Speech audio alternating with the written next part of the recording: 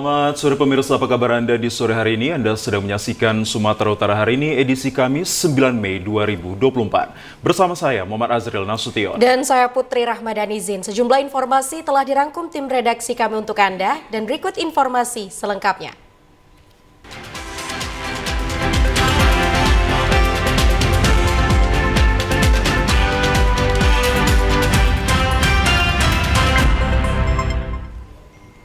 Pemirsa, di informasi yang pertama, Pengadilan Negeri Medan vonis mati 3 terdakwa kurir sabu-sabu 52 kg dan 300.000 butir pil ekstasi. Majelis Hakim Pengadilan Negeri Medan menjatuhkan vonis mati kepada terdakwa Hanisa alias Nisa yang dijuluki Ratu Narkoba asal Aceh dan terdakwa lainnya yakni Al-Riza alias Riza Amir Aziz dan Maimun alias Bang Mun warga Kabupaten Beren Aceh di ruang Cakra 5 Pengadilan Negeri Medan pada Rabu sore. Sementara itu Majelis Hakim yang diketuai Abdul Hadi Nasution juga menjatuhkan vonis penjara seumur hidup kepada 3 terdakwa lainnya yakni Nasrullah alias Nasrul bin Yunus, warga Kabupaten Biren, Hamzah alias Andah bin Zakaria, warga Kabupaten Aceh Utara, dan Mustafa alias Pak Muiz, warga Kecamatan Medan Sunggal. Dalam amar putusannya, Majelis Hakim menyatakan hal yang memberatkan ke-6 terdakwa karena tidak mendukung program pemerintah dalam memberantas narkotika. Sedangkan hal yang meringankan para terdakwa tidak ditemukan. Setelah mendengarkan putusan, Jaksa Penuntut Umum Rizky Adriana Harahap maupun para terdakwa melalui penasihat hukumnya menyatakan pikir-pikir sebab sebelumnya Jaksa Penuntut Umum menuntut ke-6 terdakwa dengan pidana mati. Untuk terdakwa Nasrullah, Hamzah sama Mustafa itu putusan majelis hakim dari tuntutan jaksa pidana mati, putusan hakim menjadi seumur hidup. Kalau untuk terdakwa Al-Riza, Hanisa, Maimun itu konform sama tuntutan jaksa ya. Sementara itu, kasus ini bermula pada Oktober 2022 lalu, di mana terdakwa Hanisa bersama rekannya yang berstatus DPO bertemu di Malaysia untuk jual beli narkotika, jenis sabu dan juga ekstasi. Kemudian bisnis barang haram tersebut berlanjut di kota Medan. Terdakwa Hanisa bersama kelima terdakwa lainnya diamankan petugas BNN NRI di tempat yang berbeda. Pemirsa, warga di Jalan Bagan Persil, Desa Bagan Percut, Kecamatan Percut Setuan, Kabupaten Deli Serdang dihebohkan dengan adanya penemuan mayat lelaki dalam posisi kaki terikat. Dari kondisi saat mayat ditemukan, diduga kuat mayat ini merupakan korban pembunuhan atau penganiayaan. Rekaman video amatir milik warga ini memperlihatkan saat warga kawasan Jalan Bagan Persil, Desa Bagan Percut, Kecamatan Percut Setuan menemukan adanya sosok pria yang tergeletak dalam kondisi tak lagi bernyawa. Dalam kondisi yang cukup mengenaskan, yakni kaki dalam posisi terikat tali dan didapati beberapa luka di bagian tubuhnya. Warga yang menemukan sontak melaporkan hal ini kepada pihak kepolisian. Tak berselang lama, personel kepolisian Polrestabes Medan dan unit reskrim Polsek Percut Setuan tiba di lokasi dan melakukan olah tempat kejadian perkara. Kapolrestabes Medan Kombes Pol Teddy John Sahala Marbun mengatakan saat ini petugas kepolisian Polsek Percut Setuan dan Satreskrim Polrestabes Medan tengah melakukan penyelidikan dan penyidikan terkait kasus temuan mayat yang diduga merupakan korban pembunuhan atau penganiayaan.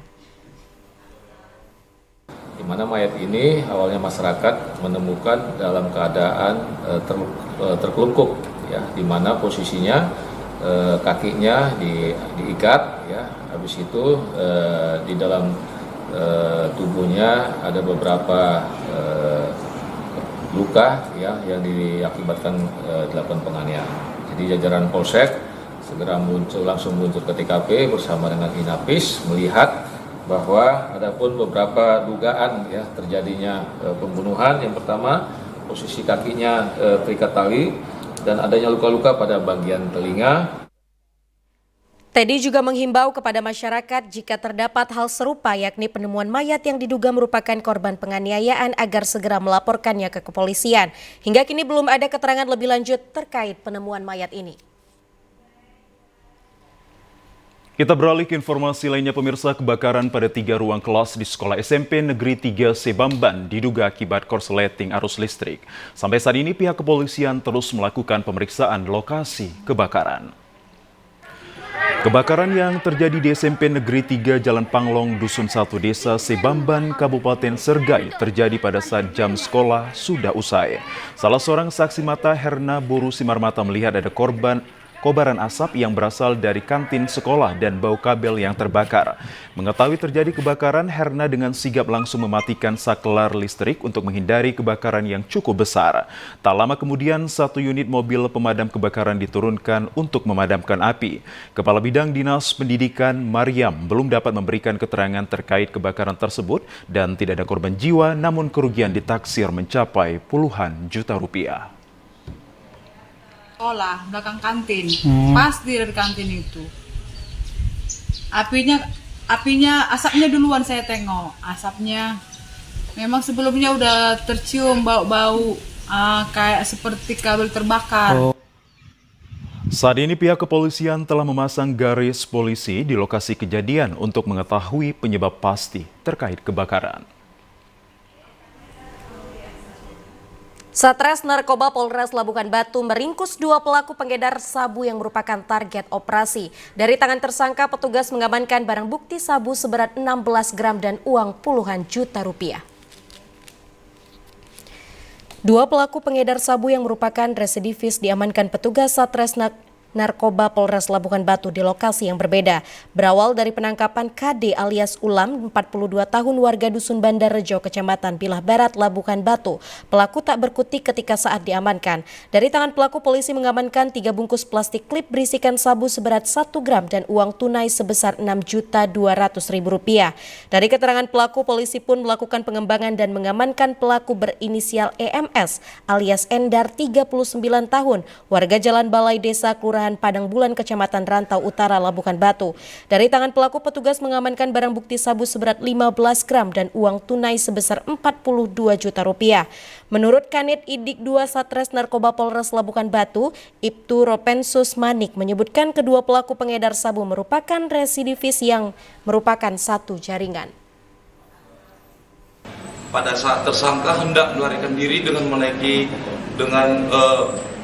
menggunakan bus ke Jawa Tengah dan berhasil kita amankan, kita bawa ke kos-kosannya di Jalan Balai Desa dan kita lakukan penggeledahan di sana dan kita temukan barang bukti berupa 2 bungkus paket besar narkotika jenis sabu-sabu dengan berat bruto 15 gram dan uang kita amankan dari saudara EM tersebut sejumlah 42 juta. Akibat perbuatannya, kini kedua pelaku dijerat dengan pasal 114 ayat 2 subsidiar pasal 112 Undang-Undang Narkotika Nomor 35 Tahun 2009 tentang narkotika dengan ancaman hukuman kurungan minimal 5 tahun penjara. Pemirsa, Badan Eksekutif Mahasiswa Universitas Sumatera Utara berunjuk rasa di depan gedung Biro Rektor USU. Dalam aksinya, para mahasiswa ini menolak kenaikan uang kuliah tunggal atau UKT yang dinilai menyengsarakan orang tua mahasiswa. Ratusan mahasiswa yang tergabung dalam Badan Eksekutif Mahasiswa atau BEM Universitas Sumatera Utara berunjuk rasa di depan gedung Biro Rektor USU pada Rabu sore. Mahasiswa ini menyerukan penolakan terhadap kenaikan uang kuliah tunggal yang angkanya cukup fantastis. Alfandi Hagana, mahasiswa Fakultas Ilmu Budaya USU, mengaku kenaikan UKT pada tahun ini lebih 100%, di mana pada tahun sebelumnya UKT golongan tertinggi sebesar 4 jutaan, namun pada tahun ini besaran UKT melebihi 8 juta rupiah. Atas dasar tersebut, mahasiswa meminta Rektor USU, Murianto Amin, untuk merekomendasikan biaya UKT ini ke Kementerian Pendidikan yang dinilai sangat besar dan dapat menyengsarakan orang tua siswa. Ya, nyatanya sampai saat ini dari khusus sekalipun transparansi terkait UKT dan kenaikan UKT yang semakin tahun semakin ada, tapi mahasiswa tidak dilibatkan hal itu dan seperti ditindas pendapat dan suara dari mahasiswa. Sementara itu, Wakil Rektor 1 USU Edi Ihsan mengatakan jika kenaikan uang kuliah tunggal bukan diatur oleh universitas, melainkan telah diatur oleh pemerintah, dalam hal ini Kementerian Pendidikan. Orange dibuat oleh Universitas Sumatera Utara tanpa melihat pada atau berpijak pada regulasi. Ada regulasi di kementerian dan itu berlaku semua di negara. Berlaku semua, nanti bisa dijelaskan oleh Pak Pipin dan Pak Yarson. Itu yang pertama, bahwa kita tidak melakukan itu secara ilegal dan ugal-ugalan. Itu yang pertama yang harus disampaikan. Sempat terjadi perdebatan dan sorak-sorai untuk meminta rektor turun dari jabatannya pun mewarnai aksi ini. Berorasi selama 2 jam, akhirnya mahasiswa pun membubarkan diri dengan tertib. Pemirsa, sudah 1 bulan terakhir ini harga bawang merah di pasar tradisional Penyambungan Mandailing Natal mengalami kenaikan hingga Rp50.000 per kilogram. Naiknya harga kebutuhan pokok ini disebabkan stok pedagang yang berkurang. Di pasar tradisional Penyambungan Kabupaten Mandailing Natal, aktivitas jual beli terlihat sepi sejak naiknya sejumlah harga kebutuhan pokok seperti harga bawang merah mencapai Rp50.000 per kilogram. Sebelumnya harga bawang merah ini masih di kisaran Rp30.000 per kilogram. Sementara harga bawang putih impor dijual Rp45.000 sebelumnya Rp35.000 per kilogram. Kenaikan harga kebutuhan pokok ini berakibat berkurangnya stok dan menipisnya hasil panen petani lokal karena iklim yang tidak menentu. Sedangkan harga kebutuhan pokok lainnya masih relatif normal, seperti cabai merah, tomat, kentang, dan sayur mayur. Kenaikan harga ini juga turut berdampak pada omset penjualan pedagang. Para pedagang mengaku pembeli yang biasanya membeli banyak kini harus mengurangi jatah pembeliannya akibat kenaikan harga tersebut. Di puasa kemarin 30-an, kalau yang ini 50-an. Berarti naik 20.000 Bu ya, itu per kilo. Itu jenis bawang apa aja itu Bu yang lagi naik harga itu Bu? Semua bawang, bawang Solo, bawang Bali karet, semua naik.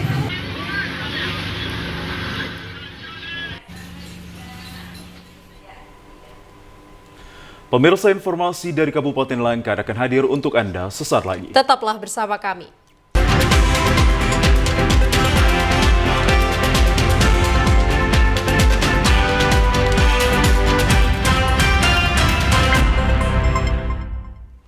Pemirsa, puluhan guru honorer Kabupaten Langkat kembali mendatangi kantor Bupati Langkat guna menagih janji PJ Bupati Langkat Faisal Hasrimi atas hasil investigasi pemerintah Kabupaten Langkat soal dugaan kecurangan seleksi P3K.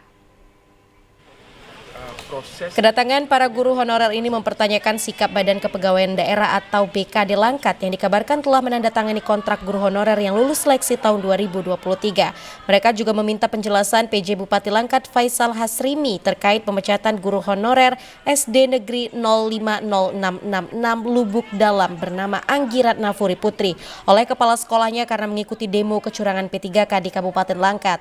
Pada aksi kali ini masing-masing guru honorer membawa sertifikat seleksi kompetensi P3K tahun 2023, di mana tulisan di sertifikat tersebut berisi uraian nilai asli ujian CAT-BKN yang diperoleh masing-masing guru honorer, seperti sertifikat milik salah seorang guru honorer yang memperoleh nilai 601, dengan artian lulus mutlak dan nilai yang diperolehnya itu menjadi nilai tertinggi ujian CAT-BKN se-Kabupaten Langkat, namun malah tidak lulus. PJ Bupati Langkat Faisal mengatakan Pemkab Langkat sudah melakukan investigasi dan melakukan pemeriksaan secara khusus sesuai dengan arahan Inspektorat Provinsi serta hasilnya sudah diserahkan.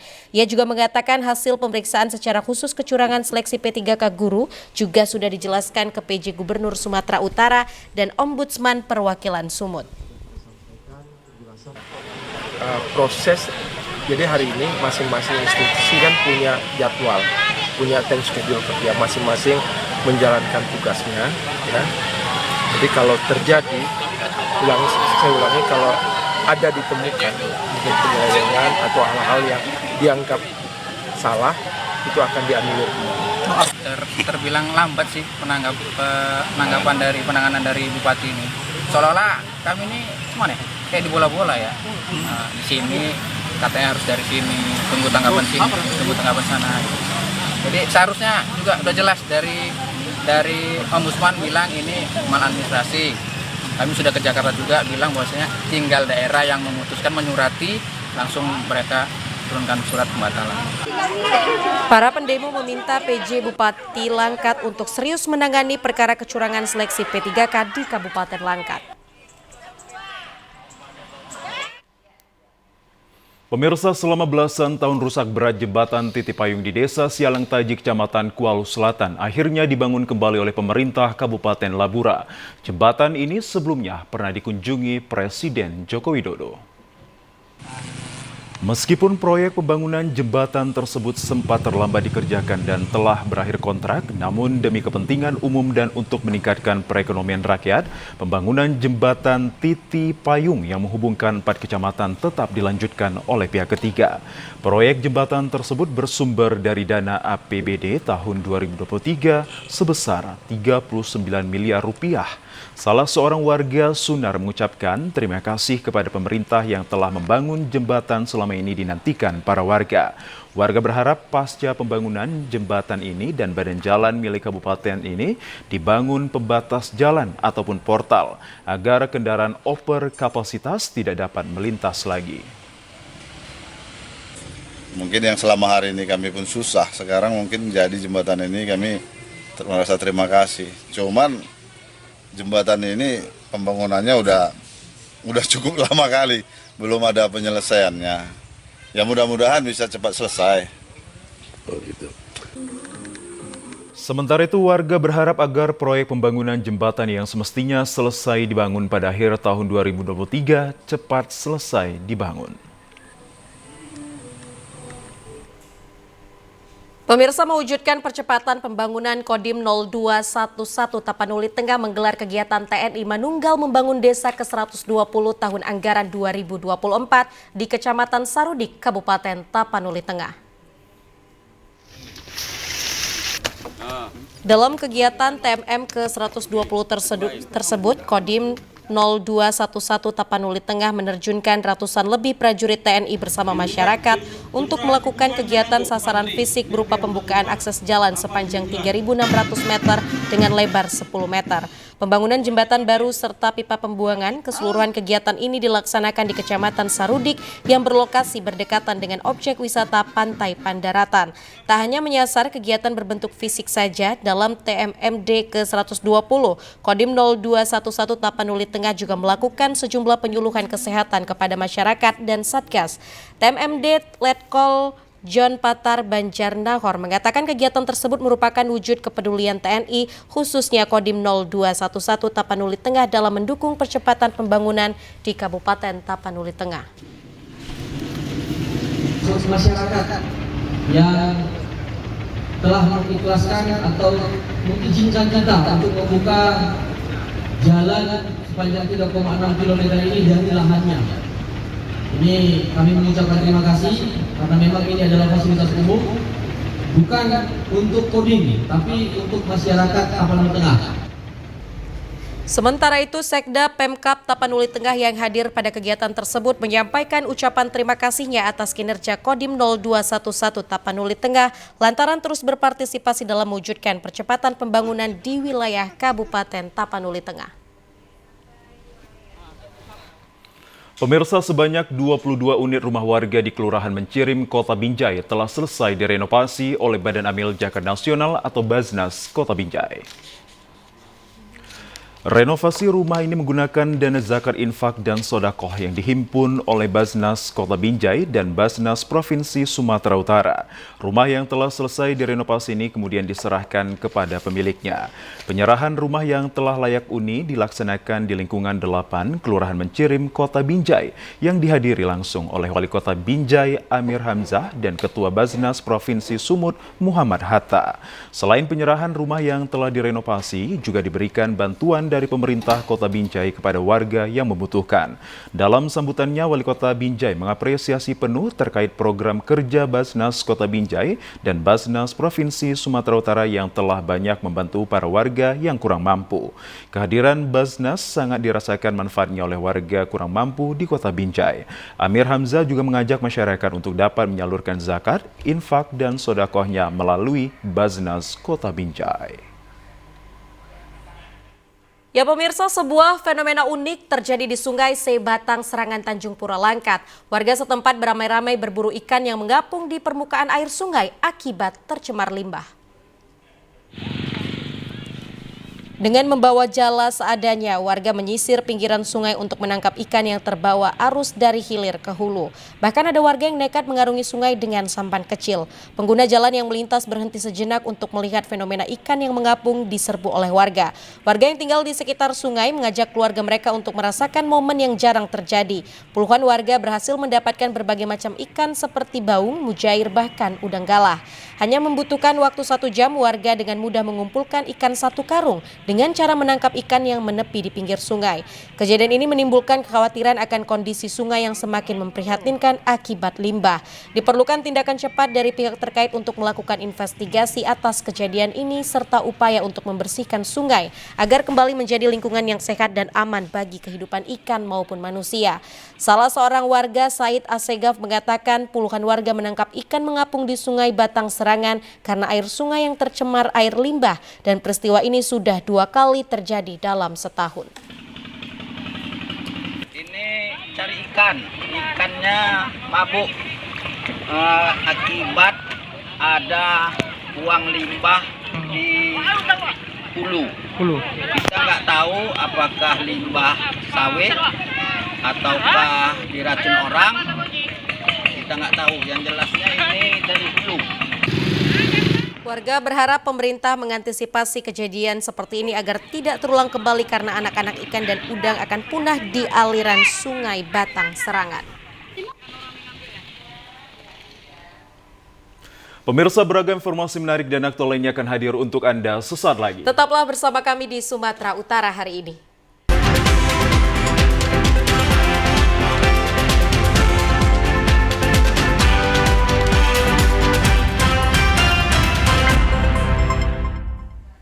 Terima kasih Anda masih bersama kami di Sumatera Utara hari ini. Pemirsa, mantan Gubernur Sumatera Utara Edi Rahmayadi secara resmi mendaftar menjadi bakal calon Gubernur Sumatera Utara di DPW Partai Perindo Sumut.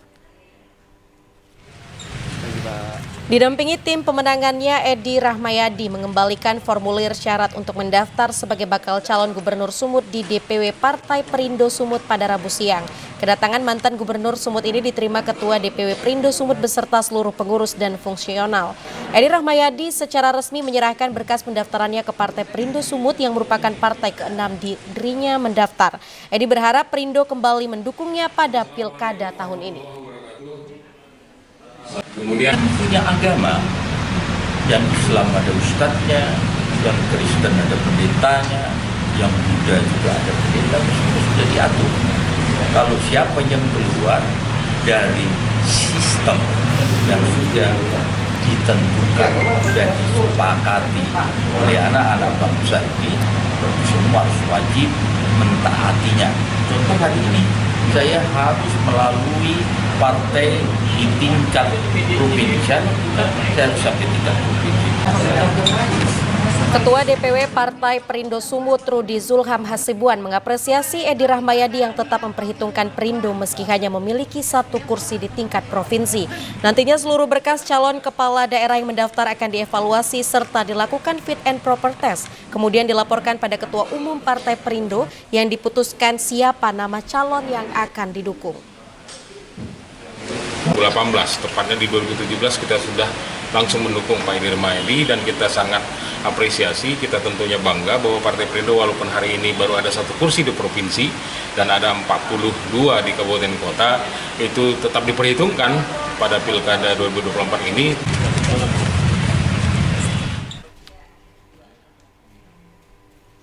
Pemirsa, bakal pasangan calon Bupati dan Wakil Bupati Batubara yang akan maju pada Pilkada serentak tahun 2024 dari jalur persorangan harus mengantongi 26.914 dukungan yang tersebar di 7 kecamatan di Batubara. Jumlah syarat dukungan tersebut disampaikan Komisi Pemilihan Umum Batubara dalam sosialisasi tahapan dan jadwal pemilihan Bupati dan Wakil Bupati Batubara serta persiapan penyerahan dukungan pencalonan persorangan pada Pilkada serentak 2024. Sosialisasi dihadiri unsur Forum Koordinasi Pimpinan Daerah Batubara, instansi terkait, pengurus partai politik, organisasi masyarakat, serta tokoh masyarakat. Komisioner KPUD Batubara Sulianto mengatakan dokumen syarat dukungan bakal pasangan calon bupati dan wakil bupati jalur persorangan dibuktikan dengan fotokopi KTP elektronik dan surat pernyataan dukungan. Syarat dukungan ini dapat diserahkan pada tanggal 8 hingga 12 Mei 2024. Selanjutnya, KPU Batubara akan melakukan penelitian dokumen pada 13 hingga 29 Mei 2024 dan verifikasi faktual tahap 1 untuk memastikan keabsahan dukungan mulai 3 hingga 16 Juni 2024. Jika saat verifikasi masih ditemukan kekurangan jumlah dukungan, maka bakal pasangan calon persorangan dapat menambahnya sebanyak 2 kali lipat dari jumlah kekurangan tersebut dan diserahkan pada tanggal 1 hingga 7 Juli 2024. Bakal pasangan calon bupati dan wakil bupati Batubara dari jalur persorangan yang dinyatakan lolos verifikasi syarat jumlah dukungan dapat mendaftarkan sebagai peserta pilkada pada 27 hingga 29 Agustus 2024 bersama dengan jadwal pendaftaran bakal pasangan calon dari partai politik.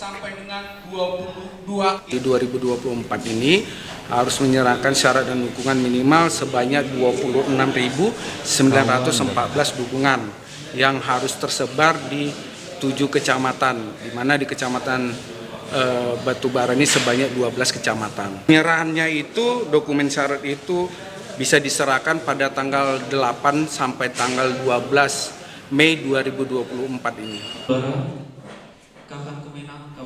Sementara itu, Komisi Pemilihan Umum Sumatera Utara melakukan rekrutmen ulang terhadap panitia pemungutan suara dan panitia pemilihan kecamatan untuk pemilihan kepala daerah Gubernur Sumut 2024 November mendatang. Rekrutmen petugas panitia pemungutan suara dan panitia pemilihan kecamatan untuk Pilkada Sumut 2024 telah dilakukan oleh KPU Sumut dan saat ini tengah berjalan dalam proses tahapan. Tahapan rekrutmen ulang petugas PPS dan PPK ini dimulai dari tahap pendaftaran, penelitian administrasi, seleksi tertulis, tanggapan masyarakat, wawancara, pengumuman, hingga pelantikan. Nantinya pelantikan PPK dan PPS ini akan dilakukan pada tanggal 16 Mei 2024 mendatang dan akan bertugas selama 8 bulan hingga Januari 2025.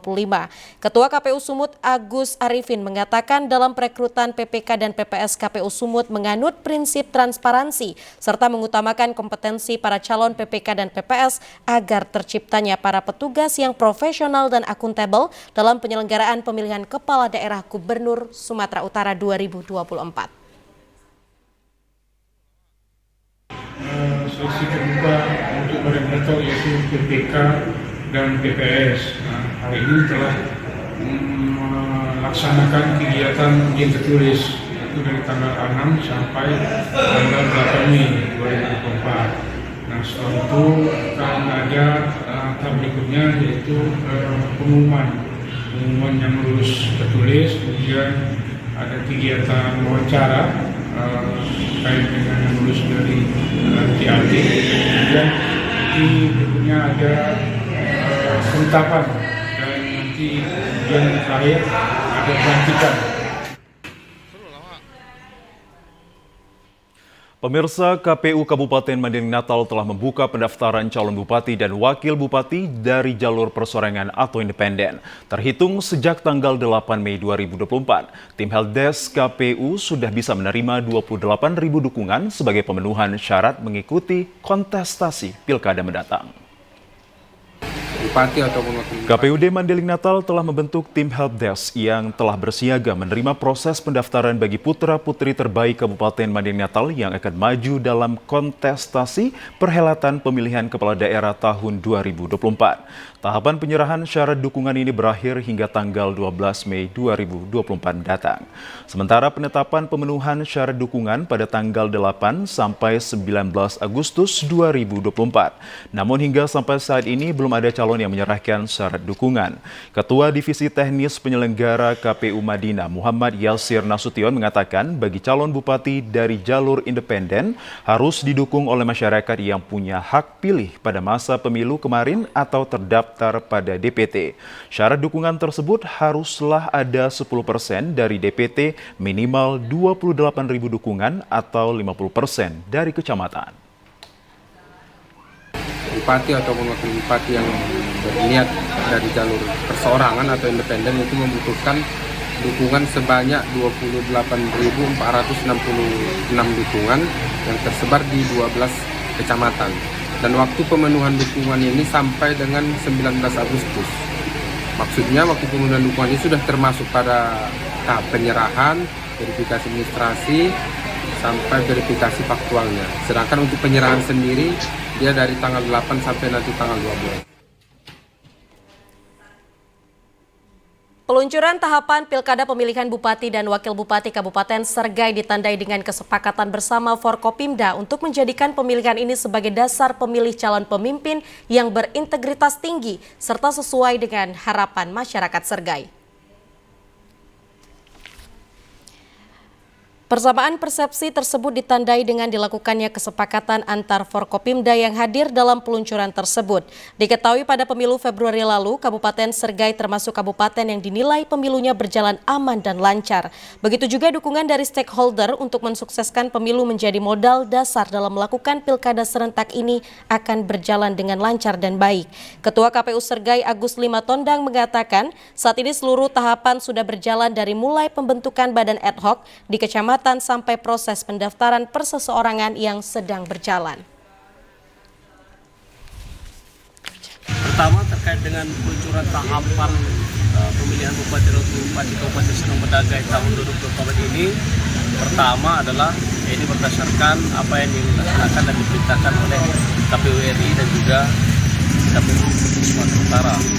Kemudian yang kedua, ini juga bahagian dari sosialisasi kita kepada seluruh masyarakat di Kabupaten Sedang Bedagai dan juga kepada seluruh unsur ormas, kemudian juga kelompok profesi dan lain sebagainya, sehingga terhadap seluruh tahapan pilkada kita harapkan mendapat dukungan dari seluruh masyarakat di Kabupaten Sedang Bedagai.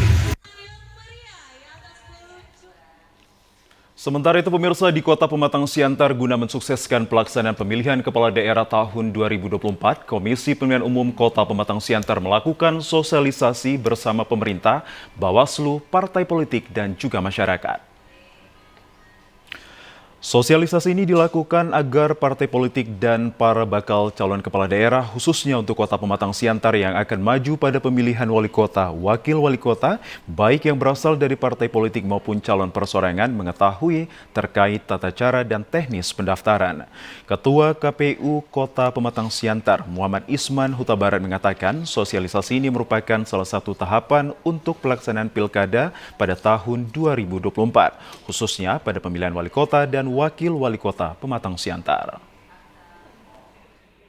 Undang semua stakeholder yang berkepentingan akan acara kita, mulai dari partai politik,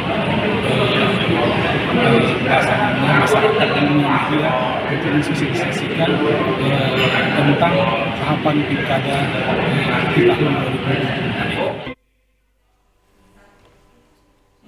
Pemirsa, Komisi Pemilihan Umum Kabupaten Toba menambah waktu perekrutan PPS selama 3 hari ke depan. Sebelumnya sesuai tahapan pilkada, perekrutan panitia pemungutan suara berlangsung mulai tanggal 9 hingga 11 Mei 2024. Dari 16 kecamatan yang ada di Kabupaten Toba, masih ada beberapa desa dan kelurahan yang perekrutan PPS-nya belum memenuhi kuota dikarenakan masih kurangnya peminat yang melakukan pendaftaran. Anggota Komisioner KPU Toba Divisi SDM dan Parmas, Helderia, mengatakan perpanjangan waktu tersebut dalam rangka memberikan kesempatan bagi masyarakat untuk mendaftar menjadi penyelenggara Pilkada 2024 pada tingkat kelurahan dan desa. Menurut Helderia, pihaknya telah mensosialisasikan perpanjangan waktu pendaftaran PPS melalui media massa maupun secara langsung. Melalui media online, KPU memberi kesempatan bagi seluruh masyarakat yang memenuhi syarat untuk mendaftar dan berkesempatan menjadi PPS. Helderia menjelaskan setelah proses pendaftaran ditutup, pendaftar yang lolos seleksi administrasi akan mengikuti serangkaian tes mulai dari tes tertulis hingga berbasis komputer atau CAT dan lainnya. Si penerima badan ad hoc kita PPS sekarang ini mulai tanggal 2 Mei sampai 8 Mei ya Pak ya. Kita dulu perpanjangannya, keterpenuhannya di desa kelurahan. Apabila ada yang nanti yang kurang, kita buat perpanjangan selama 3 hari Pak. Pak, dikit ini Pak. Kunjungin Pak. Pemirsa, kami ajak Anda ke informasi lainnya. Jaksa penuntut umum menuntut 2 tahun penjara terhadap anggota Bawaslu Medan nonaktif terdakwa kasus pemerasan calon legislatif. Anggota Badan Pengawas Pemilu Medan nonaktif Azlansa Hasibuan dituntut 2 tahun penjara oleh Jaksa Penuntut Umum atas kasus pemerasan terhadap calon anggota legislatif. Selain Azlansa, JPU juga menuntut 2 tahun penjara terhadap Fahmi Wahyudi Harahap selaku warga sipil yang turut berperan dalam kasus tersebut. Dalam tuntutannya, JPU menilai perbuatan kedua terdakwa telah memenuhi unsur melakukan tindak pidana sebagaimana dalam dakwaan subsidiar. Untuk diketahui, dalam dakwaan disebutkan bahwa kasus yang menjerat para terdakwa berawal saat PKN mendaftarkan Robi sebagai bacalek DPRD Kota Medan. Adapun dakwaan subsidiar tersebut yakni pasal 11 Undang-Undang Nomor 3 Tahun 1999 yang telah diubah menjadi Undang-Undang Nomor 20 Tahun 2001 terkait pemberantasan tipikor junto pasal 55 ayat 1 ke 1 KUHP. Jaksa Gom Simbolon di ruang sidang Kartika Pengadilan Negeri Medan Rabu sore menuntut dan menjatuhkan pidana kepada para terdakwa dengan penjara selama 2 tahun. Ya, sebenarnya kan belum nikmati itu kan sama Fahmi sama Azlan sama-sama belum menikmati. Itu kan 20 juta. Jadi sebelum mereka itu sudah ada berpikir dia jadi orang Indonesia dan dia pun diikuti Di kejaksaan. Enggak, kita punya titik di kejaksaan, kita titiknya di B. Hanya kita sebagai memegang resiko partai.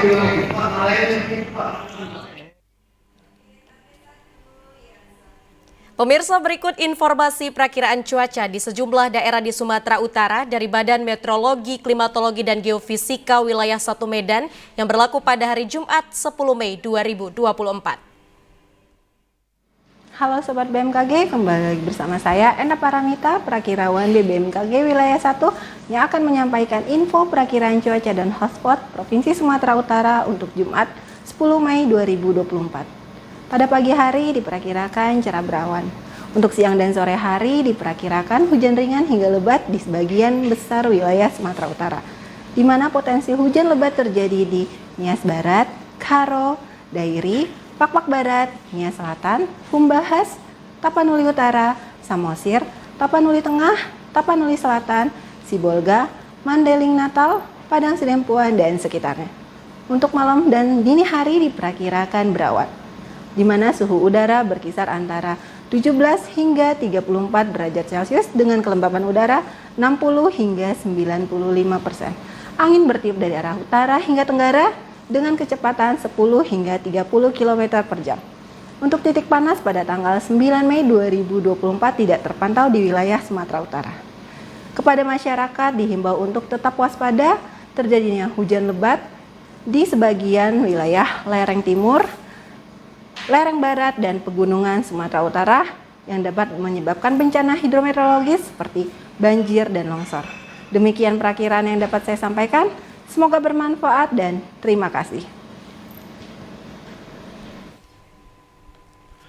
Dan pemirsa, informasi yang baru Anda saksikan tadi sekaligus menutup perjumpaan kita dalam program Sumatera Utara hari ini. Kami ucapkan terima kasih atas kebersamaan dan juga perhatian Anda. Saya Muhammad Azril Nasution. Dan saya Putri Rahmadanizin. Terima kasih atas perhatian Anda. Selamat sore dan sampai jumpa.